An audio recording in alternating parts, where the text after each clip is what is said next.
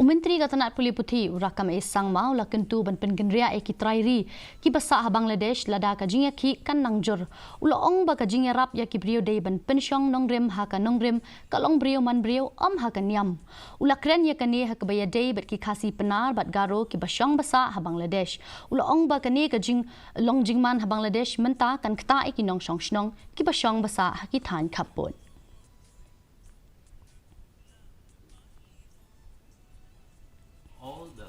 Garo citizen, the KHASI Jingiakhih citizen living along the border inside the Bangladesh side.